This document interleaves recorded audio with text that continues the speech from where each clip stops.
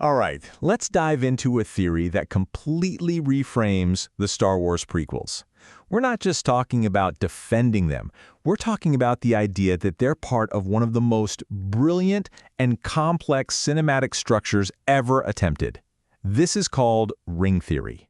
So to really get this, we've got to start with a problem that I think every Star Wars fan has felt, right? And it all starts with the very first shots of the movies. I mean, just think about that for a second. The opening of A New Hope. It's iconic. It tells you everything you need to know in seconds.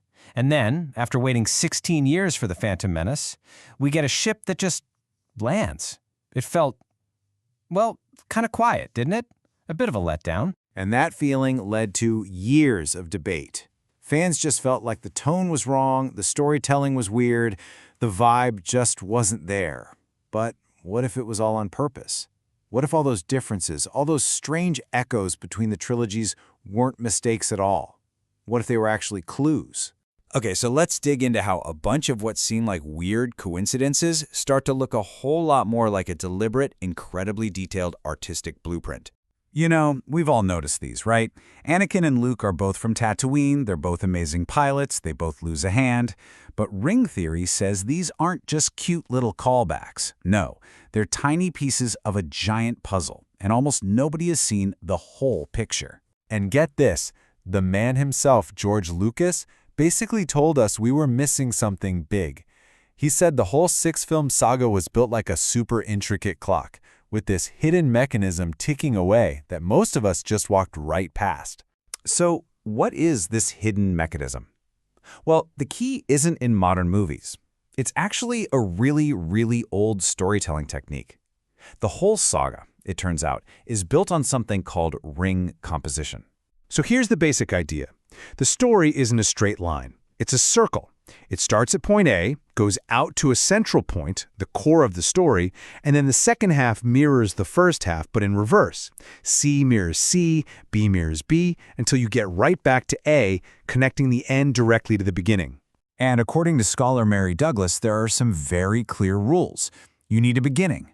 You need these mirrored sections. The most important message has to be smack dab in the middle, and the end has to close the loop. And as you're about to see, the 6 Star Wars films follow this blueprint to a T. Okay, now let's apply this to the actual movies. This is where your mind is going to start to get a little blown. So here it is. This is the secret blueprint. Episode 1 mirrors Episode 6.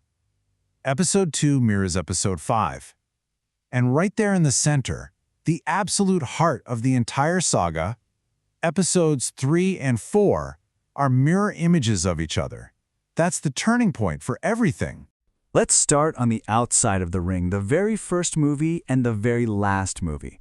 The parallels here are designed to tie the absolute beginning of the story to its very end. And check out this example, which is maybe the weirdest, but most specific proof. Remember all the Jar Jar poop and fart jokes in Episode I? Well, according to this theory, they were put there specifically to mirror the 2 burp jokes in Jabba's palace in Episode 6. It sounds crazy, I know, but it's one of those deliberate threads tying the whole ring together. Now let's move one step in. The second film of each trilogy, Attack of the Clones and The Empire Strikes Back. These two also act as mirror opposites. But this is where things start getting a lot darker and way more complex. Just look at this. It's brilliant. In both films, the entire plot hinges on using a loved one as bait to spring a trap, but it's inverted. In Episode 2, it's the heroes who set the trap. In Episode 5, it's the villain. It's the exact same plot device, just seen through a mirror, completely flipped. So you have to be asking, why? Why do all this? Why construct a 12-hour, 6-film epic with this insanely complex, hidden structure? Well, the answer gets right to the very soul of what Star Wars is all about. See, this whole thing isn't just George Lucas being clever for the sake of it. The entire ring, the mirrors, the rhymes, the inversions, it's all there to serve the deepest theme of the saga. That constant struggle between the light and the dark, and the need to find balance between them. And really, the entire structure of the saga can be summed up perfectly by one very powerful, very ancient symbol. The prequel trilogy is the yin. It's about darkness, falling, descent. It's the story of Anakin's fall, ending in the literal hell of Mustafar. The original trilogy is the Yang. It's about light, action, rising up. It follows Luke's ascent, which climaxes in a battle in the heavens of the Death Star. They're not two separate stories. They are two halves of one whole. You can't have one without the other. And in the end, that's what this is all about. This giant, cyclical, mythological structure is really about the struggle inside of one person, Anakin Skywalker. The entire 6-film saga is the story of his temptation, his fall, and his final redemption. It's about his journey to find balance, not just in the galaxy, but inside himself.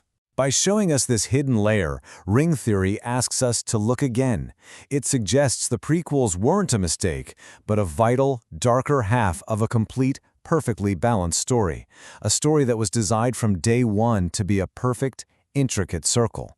So the real question is, after seeing this, can you ever watch them the same way again?